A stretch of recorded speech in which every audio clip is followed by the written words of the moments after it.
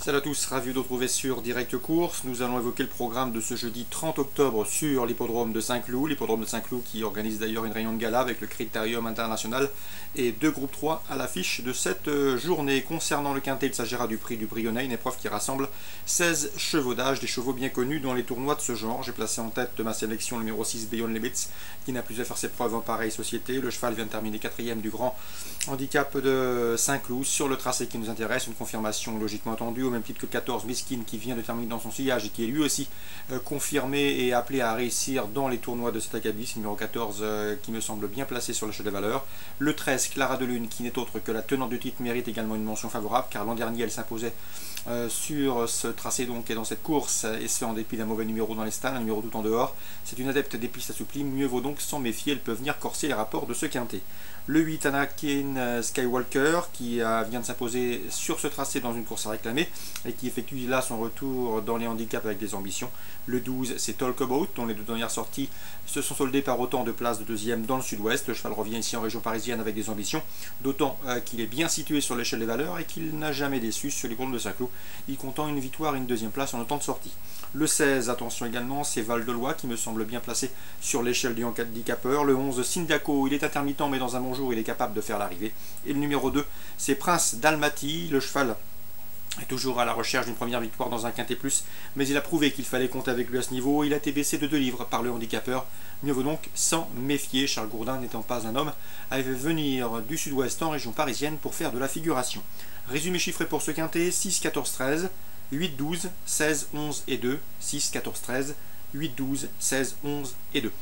Suite du programme, réunion 1 à Saint-Cloud. Dans la première, une épreuve réservée aux AQPS. J'aime beaucoup le 101 Vive Doty, irréprochable en pareille société et dans les tournois de ce genre et 3e de cette course l'an dernier.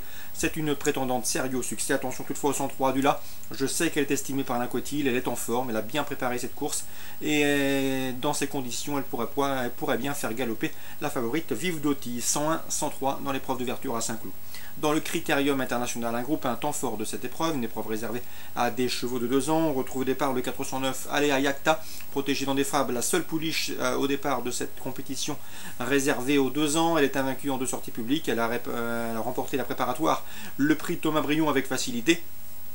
Bref, elle s'aligne ici au départ de cette course avec la ferme intention de marcher sur le trace de The Way You Are, son compagnon d'entraînement qui avait remporté et qui a réussi le doublé Thomas Brion, Critérium International, il y a de cela quelques années.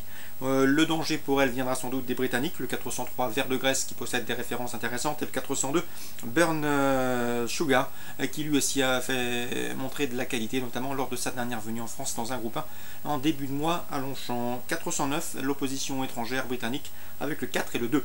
Concernant Anguin, en réunion 2, réunion réservée aux galopeurs.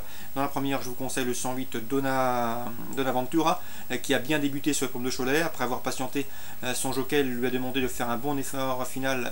Donaventura a donné satisfaction en effectuant une bonne phase finale et une bonne ligne droite. Nul doute que son jour est proche pour ce 108 Donaventura. Mieux vaut donc s'en méfier d'emblée pour ses débuts à Anguin. Dans la 5e, j'aime beaucoup le 501 Hurricane Mix, dont la dernière sortie en pareille société s'est soldée par une très facile victoire, après avant un essai infructueux dans un handicap. Ici, Hurricane Mix, le 501, revient dans cette catégorie des réclamés avec une belle chance de succès. Dans la 6e, le 604 Orphan de Roumanie s'élance avec la confiance de son mentor Thierry de Laurière. Le cheval a terminé 2e de cette course en 2013, même classement l'an dernier. Sa forme est sûre et logiquement, il devrait terminer sur le podium. L'opposition pour lui, le 601 un Violon de Bréjou qui collectionne les succès depuis plusieurs semaines et qui ralliera à juste titre de nombreux supporters. Et le 607 Paulin de Sourniac qui peut se targuer d'avoir terminé premier de cette course en 2012, 3e l'an dernier, malgré le poids des ans, qui semble une nouvelle fois en mesure de faire l'arrivée. Donc le 604, le 601 et le 607 en réunion 2 à Anguin. Course ciblée à Anguin, 1er, 5e, 6e. Excellent jeu à tous, bonne journée et à demain.